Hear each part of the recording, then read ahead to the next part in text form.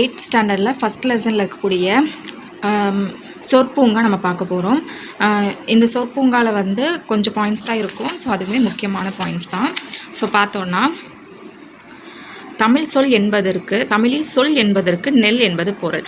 சொல் அப்படின்னா நெல், ஓகேவா? சொல் அப்படிங்கிறதுக்கு நெல் அப்படின்னு சொல்லி பொருள்.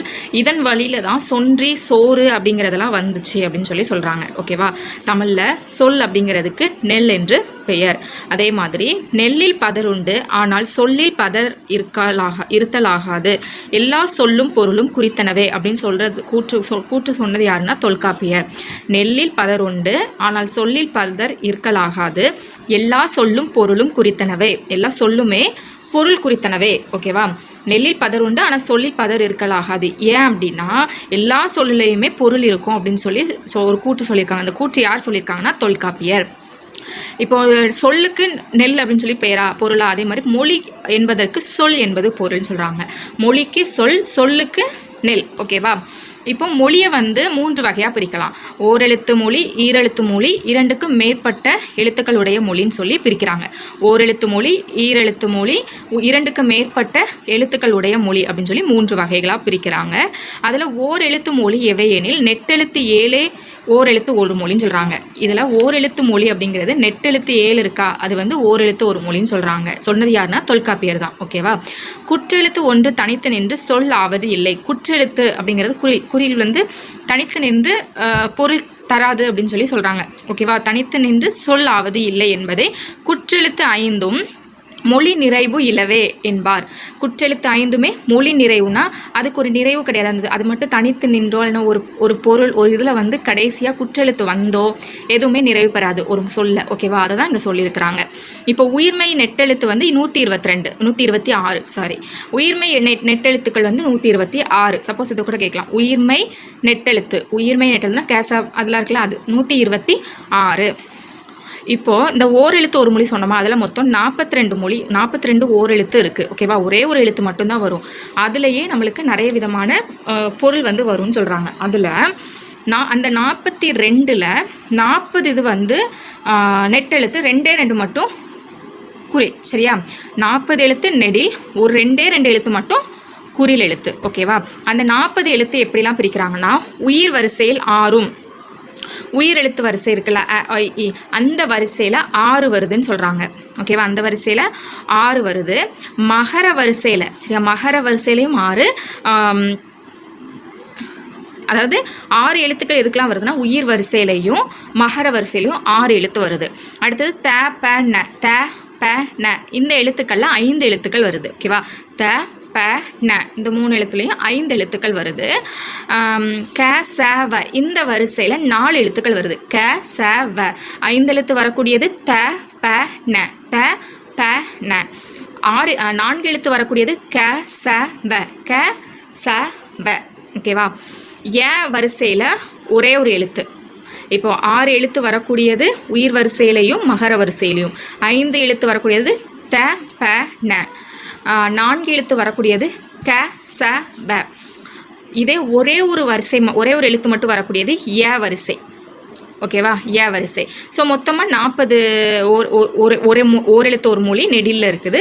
குறியில் 2 எழுத்து இருக்குது. நோ து, சரியா? நோ து இந்த 2 மட்டும் குறியில் இருக்குதுன்னு சொல்கிறாங்க.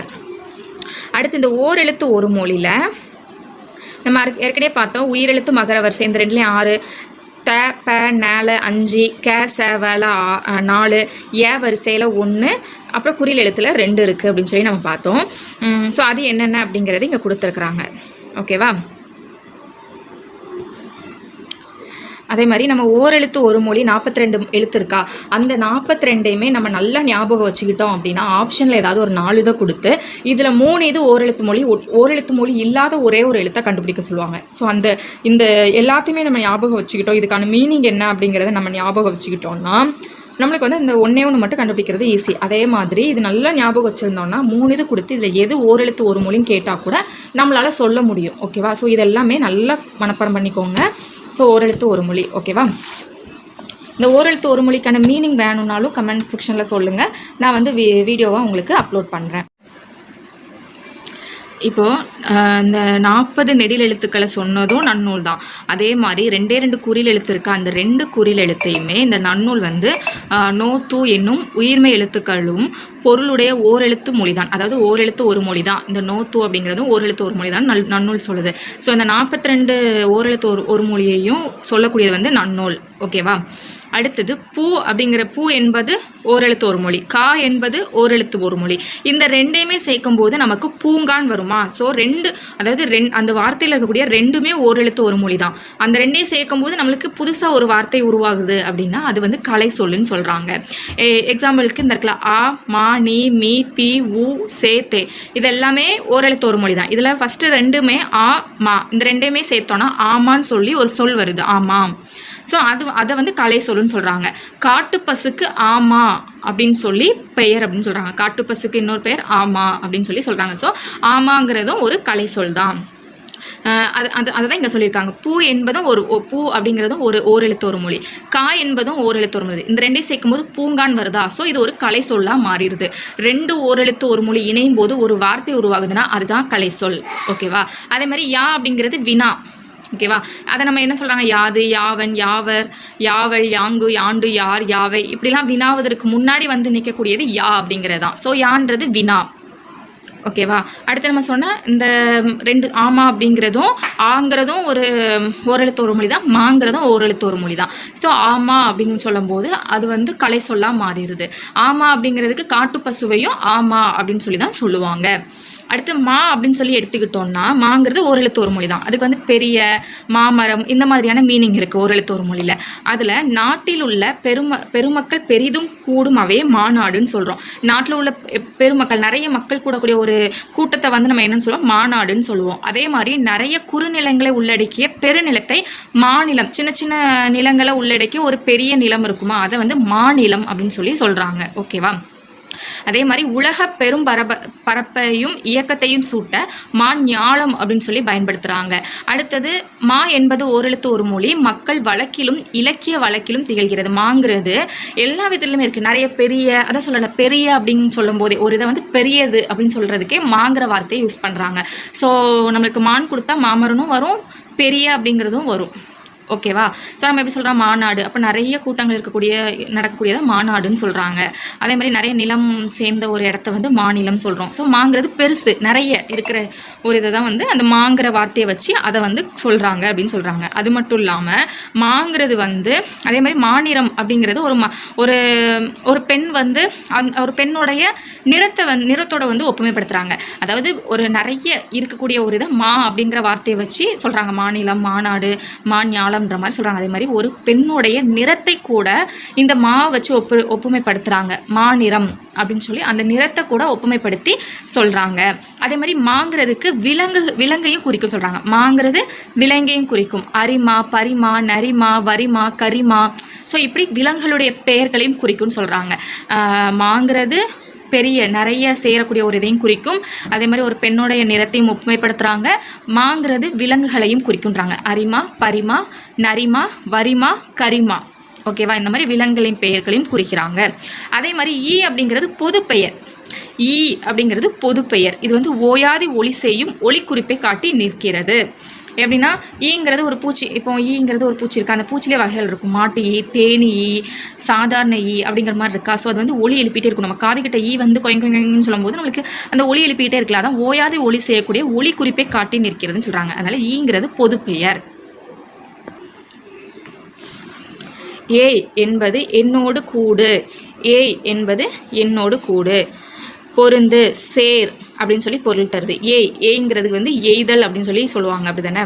அம்பு எய்கிறது அப்படின்னு சொல்லி சொல்லுவாங்க. அதுக்கு ஏய் அப்படிங்கிறப்போ கூடு, பொருந்து, அப்புறம் சேர்ந்து போ. ஸோ அதெல்லாம் வந்து ஏய் அப்படிங்கிற வார்த்தையை பயன்படுத்துவாங்க. அதே மாதிரி ஏவுதல், அம்பு விடுறதுக்கும் ஏய் அப்படின்னு சொல்லுவாங்க. அம்பு ஏய் அப்படின்னு போகல. ஸோ அம்பு விடுறதுக்கும் ஏவுதல் அப்படிங்கிற இந்த ஏயை வந்து பயன்படுத்துகிறாங்க. அம்பு விரைந்து செல்வது போல சென்று உரிய கடமை புரிபவன் ஏவலன் எனப்படான். அதாவது அம்பு மாதிரி அம்பு எவ்வளோ வேகத்தில் போகுமோ அதே மாதிரி வேகமாக போய் தன்னுடைய கடமைகளை செய்கிறவனை ஏவலன், ஏன்னா அது ஆனந்தனை குறிக்குது ஃபஸ்ட்டு. ஸோ ஏவலன் அப்படின்னு சொல்கிறாங்க. அதே மாதிரி பெண்ணை குறிக்கும் போது அம்பு விடும் கலையை ஏகலைன்னு சொல்கிறாங்க. அம்பு விடக்கூடிய கலையை வந்து ஏகலைன்னு சொல்கிறாங்க. அம்பு மாதிரி வேகமாக போய் தன்னுடைய வேலைகளை செய்வன ஏவலன் அப்படின்னும், அம்பு விடக்கூடிய கலை அது ஒரு கலை தானே, அது ஒரு ஆர்ட் தானே. ஸோ அந்த கலையை வந்து ஏகலை அப்படின்னு சொல்லியும் சொல்கிறாங்க தமிழில் அப்படின்னு சொல்கிறாங்க. அதில் வல்லவனை ஏகலைவன், அதில் வந்து அம்பு விடுறதுல சிறந்து விளங்கக்கூடிய ஒருத்தனை ஏகலைவன் அப்படின்னு சொல்கிறாங்க. ஏகலைவன். ஓகேவா? இப்போ அப்படிங்கிறதுக்கு கூடு பொருந்து சேர் அப்படின்னு பொருள். ஏவுதலில் வந்து அம்பு விடுதலையும் அப்படின்னு சொல்லுவாங்க. அதே மாதிரி அம்பு மாதிரி விரைந்து சென்று தன்னுடைய கடமைகளை செய்கிறவனை ஏவலன் அப்படின்னு சொல்லுவாங்க. அம்பு விடக்கூடிய கலையை ஏகலைன்னு சொல்லுவாங்க. அம்பு விடக்கூடிய கலையில் சிறந்து விளங்குபவனை ஏகலைவன் அப்படின்னு பாராட்டுவாங்க. அதே மாதிரி ஏவுகின்ற அம்பை போல் கூர்முல்லை உடைய முள்ளமன்றின் பழம் பெயர் ஏய்பன்றி. பன்றிக்கு வந்து முள்ளமன்றி இருக்குல்ல, அந்த முள்ளமன்றிக்கு வந்து முன்னாடி காலத்தில் என்ன சொல்லியிருக்காங்க, பழம் பெயர்னு சொல்லியிருக்காங்க. ஏய்பன்றின்னு சொல்கிறாங்க. ஏகிற அம்பு போல் கூர்முல்லை உடைய முள்ளமன்றியை வந்து முன்னாடி பன்றி அப்படின்னு சொல்கிறாங்க. இப்போ தான் அதை முள்ளமன்றி நம்ம சொல்கிறோம். ஆனால் முன்னாடி காலத்தில் பன்றி அப்படின்னு சொல்லியிருக்கிறாங்க. அம்பை எய்பவர் ஏயினர், அவர் தம் மகளிராக இருந்தால் ஏயினியர். ஒரு ஆணாக இருந்தால் அம்பை எய்யக்கூடியது ஆணாக இருந்தால் ஏயினர், அதே ஒரு பெண்ணாக இருந்தால் ஏயினியர் அப்படின்னு சொல்கிறாங்க. அடுத்தது நூல்வெளி. நூல்வெளியில் செந்தமிழ் அந்தனர் அப்படின்னு அழைக்கப்படக்கூடிய ரா இளங்குமரனார், செந்தமிழ் அந்தனர், அவருடைய இயற்பெயர் ரா இளங்குமரனார். அவர் வந்து இப்போ கூப்பிடக்கூடியது வந்து செந்தமிழ் அந்தனர். அவருடைய இயற்பெயர் ரா இளங்குமரனார். இவர் வந்து பள்ளி ஆசிரியராக பணியாற்றியவர். இவர் வந்து பள்ளி ஆசிரியராக பணியாற்றியிருக்கிறாரு. அது மட்டும் இல்லாமல் இவருக்கு நிறைய பன்முகத்தன்மை இருக்குது. நூலாசிரியர், இதழாசிரியர், உரையாசிரியர், தொகுப்பாசிரியர். என்னென்ன பன்முகத்தன்மையெல்லாம் இருக்குது? நூலாசிரியர், இதழாசிரியர், உரையாசிரியர், தொகுப்பாசிரியர். இவர் எழுதின நூல்கள்னு பார்த்தோன்னா இலக்கண வரலாறு, தமிழிசை இயக்கம், தனித்தமிழ் இயக்கம். இலக்கண வரலாறு, தமிழிசை இயக்கம், தனித்தமிழ் இயக்கம். அப்புறமா இவர் வந்து ஒரு நூலை வந்து தொகுத்துள்ளார். என்ன நூல் அப்படின்னா தேவநேயம் அப்படிங்கிற நூலையும் தொகுத்துள்ளார். திருச்சிக்கு அருகில் இருக்கக்கூடிய அல்லூரில் திருவள்ளுவர் தவச்சாலையும் பாவனர் நூலகமும் அமைத்துள்ளார். இவர் வந்து யார்? ரா இளங்குமரனார். செந்தமிழ் அந்தனர் அழைக்கப்படக்கூடிய ரா இளங்குமரனார் திருச்சிக்கு அருகில் இருக்கக்கூடிய அல்லூரில் திருவள்ளுவர் தவச்சாலையும் பாவனர் நூலகத்தையும் அமைத்துள்ளார். அப்புறமா இந்த நூல் இப்போ நம்ம பார்த்தோம்ல, இந்த பூங்கா அப்படின்னு சொற்பூங்கான்னு பார்த்தோமா, இது வந்து தமிழின் தனிப்பெருஞ்சிறப்பு அப்படிங்கிற ஒரு நூலில் இருந்து எடுத்திருக்கிறாங்க. தமிழின் தனிப்பெருஞ்சிறப்பு அப்படிங்கிற நூலில் இருந்து எடுத்திருக்கிறாங்க.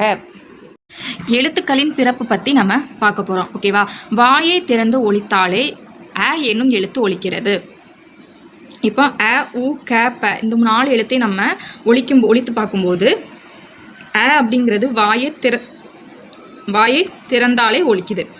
அப்படிங்கிறது இதழை குவிக்கும்போது ஒலிக்குது.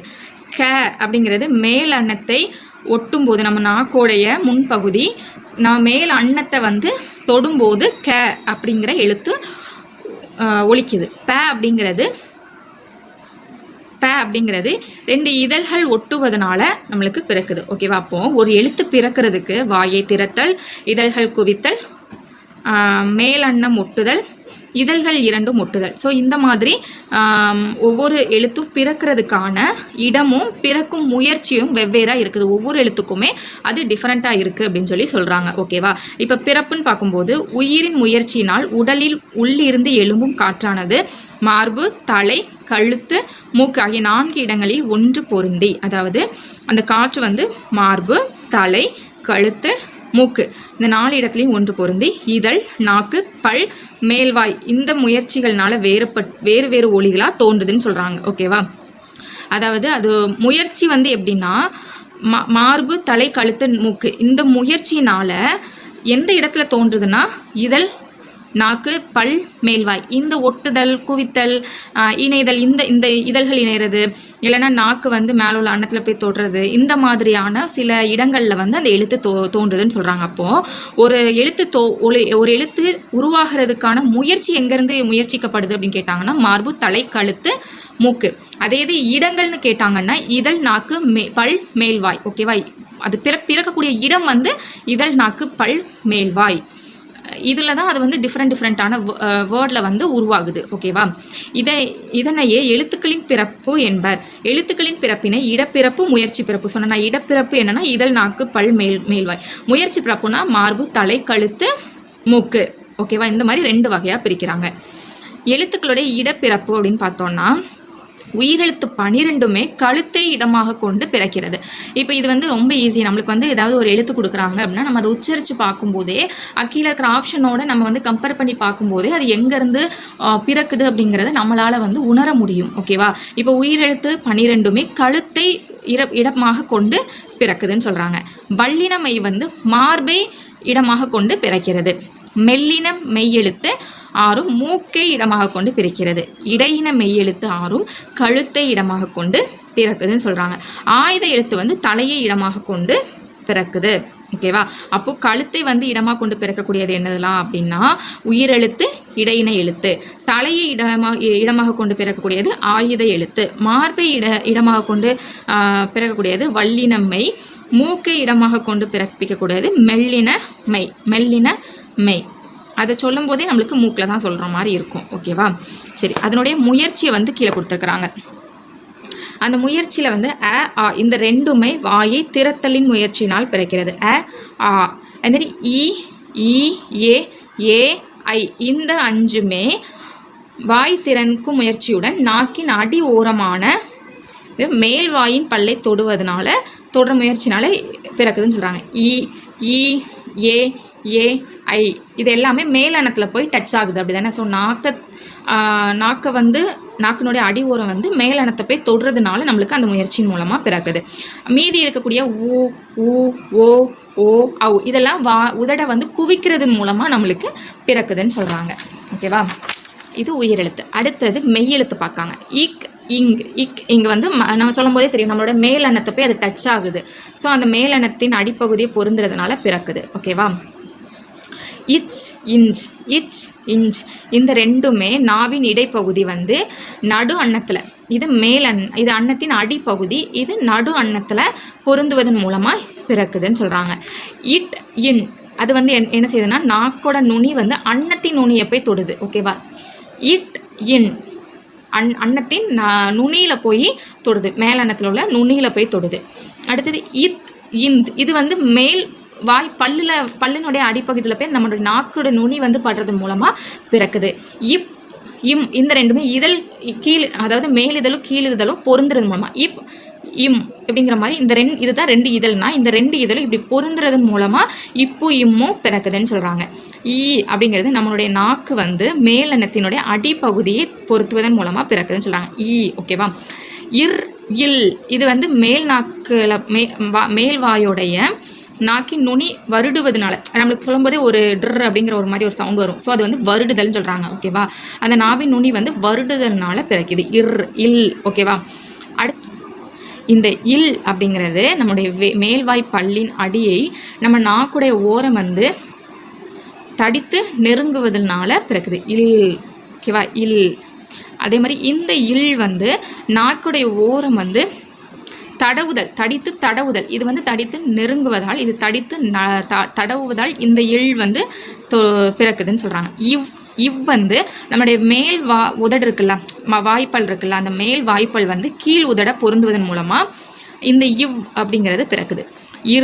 இன் அப்படிங்கிறது வந்து நம்ம மேல் வாய் வந்து நாக்கின் நுனியை மிகவும் பொருந்துவதனால் ஏற்படுது. இன் மேல்வாய் நாக்கு வந்து மேல்வாயே நாக்கினுடைய நுனி வந்து போய் படுறதுனால இந்த இன் அப்படிங்கிறது பிறக்குதுன்னு சொல்கிறாங்க. ஓகேவா? அடுத்தது சார்பெழுத்து. சார்பெழுத்து வந்து வாயை திறந்து ஒலிக்கும் முயற்சினால் ஆயுத எழுத்து வந்து வாயை திறந்து ஒலிக்கும் முயற்சினால் பிறக்கிறது. பிற சார்பெழுத்துக்கள் யாவும் தத்தம் முதல் எழுத்துக்களால் தோன்றும் இடங்களிலேயே அவை பிறப்பதற்கு உரிய முயற்சியை கொண்டு தாமும் பிறக்குதுன்னு சொல்கிறாங்க. ஆயுத எழுத்து வாயை திறந்து ஒலிக்கும் முயற்சியினால் பிறக்குது. அதாவது தலை, ஆயுத எழுத்து எங்கே இது பண்ணுதுன்னு சொன்னால் தலை. ஓகேவா? ஸோ தலையில் நம்ம வாயை திறக்கிறதன் அந்த முயற்சியினால் நம்மளுக்கு ஆயுத எழுத்து வந்து பிறக்குதுன்னு சொல்கிறாங்க. சார்பெழுத்து வந்து அதனுடைய முதல் எழுத்து எப்படி பிறக்குதோ அதனுடைய தத்தம் அடிப்படையில் மற்ற எழுத்துக்களும் பிறக்குது அப்படின்னு சொல்லி சொல்கிறாங்க. எங்கே பார்த்தோன்னா, இதழ்களை குவிப்பதால் பிறக்கும் எழுத்து. இதழ்களை குறிக்கும். நீங்கள் இப்படிலாம் கொடுத்தாங்கன்னா கீழே இருக்கிறத நம்ம ரீட் பண்ணி பார்க்கணும். ஈ அப்படிங்கிறது 2 வாயும் திறக்கிறது மூலமாக கிடைக்குது. குவிக்கிறதுன்னு கேட்டாங்க. ஊ இந்த 2ம் தான் குவிக்கும் போது கிடைக்குது. ஆயுத எழுத்து பிறக்கும் இடம் தலை. வள்ளின எழுத்துக்கள் பிறக்கும் இடம் வள்ளின எழுத்து மார்பு. ஓகேவா? கழுத்தில் வந்து இடையின எழுத்தும் உயிரெழுத்தும் கழுத்து பகுதியில் பிறக்கும். ஓகேவா? மெல்லின எழுத்து மூக்கை கொண்டு பிறக்கும். நாவின் நுனி அன்னத்தின் நுனியை பொருந்துவதால் பிறக்கும் எழுத்து என்னலான்னா இட், இன். ஓகேவா? இந்த 2ம் தான் நாவின் நுனியும் அன்னத்தின் நுனியும் வந்து ஒட்டுறதன் மூலமாக கிடைக்குது. கீழ் இதழும் மேல் வாய் பல்லும் இணைவதால் பிறக்கும் எழுத்து வந்து இவ். ஓகேவா? இவ். அதேமாதிரி இதுலேயும் நம்ம அதே மாதிரி தான் இக், இங் அப்படிங்கிறது வந்து எங்கே பிறக்குது. இதை வந்து இந்த இதில் நம்ம பொருத்தி கண்டுபிடிச்சிக்க வேண்டியதான். இப்போ வந்து நம்ம மொழியை ஆள்வோம் அப்படிங்கிறத நம்ம பார்க்க போகிறோம். இதில் வந்து பறவைகளுடைய ஒலி மரபை பற்றி பார்க்க போகிறோம். சரியா? ஆந்தை அலறும், குயில் கூவும், மயில் அகவும், காகம் கரையும், கோழி கொக்கரிக்கும், கிளி பேசும், சேவல் கூவும், புறா குணுகும், கூகை குளரும். அதுமாதிரி தொகை மரபுனா மக்கள் கூட்டம், ஆணிரை, ஆட்டு மந்தை. வினை மரபு அப்படின்னு எடுத்துக்கிட்டோம்னா சோறு உண், தண்ணீர் குடி, பூ கொய், முறுக்கு தின், பால் பருகு, இலை பறி, சுவர் எலும்பு, கூடை முடை, பானை பனை. ஓகேவா? ஸோ ரைமிங்காக வரும்போது அங்கங்கே கொஞ்சம் மிஸ்டேக் ஆகுது. அந்த மிஸ்டேக்கெலாம் நம்ம கரெக்டாக பார்த்து வச்சுக்கிட்டோன்னா நம்மளுக்கு அங்கே மிஸ்டேக் ஆகாது. ஸோ அவ்வளோதான். அதே மாதிரி இந்த கலை சொற்களையும் நம்ம படித்து வச்சுக்கணும். ஓகேவா?